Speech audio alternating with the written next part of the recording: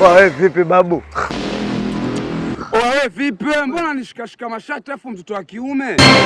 Wewe mbona unatoa sauti kubwa hivyo vipi kwanza? Unajua mimi na sasa sikia.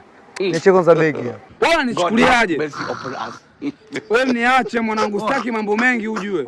Usinivimbie mimi. Begi unatoa utoe hivyo dada. Acha kwanza begi kama vipi unajua. Wewe sikiliza mwanangu, kama jifanya mwanangu wewe ni muuni 32 mwanangu, sisi tuna namba mpaka zingine zimechanganikiwa. Wewe sasa sikiliza sasa. Wewe unajifanya msela. Mimi nakugea mwanangu hiyo begi sasa, nakupa na sweta mwanangu pamoja na viatu.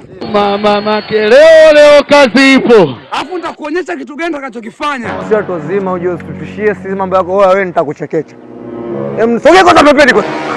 Basi sikumfanya kitu chochote, nilibebewa kiatu changu vya bei ya gharama pamoja na begi langu lililokuwa na 75,000 ndani pamoja na sweta langu nililokuwa nalipenda sana.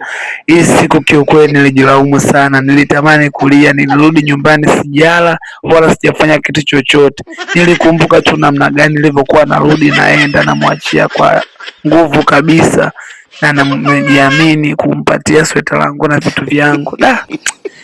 Sema basi tu.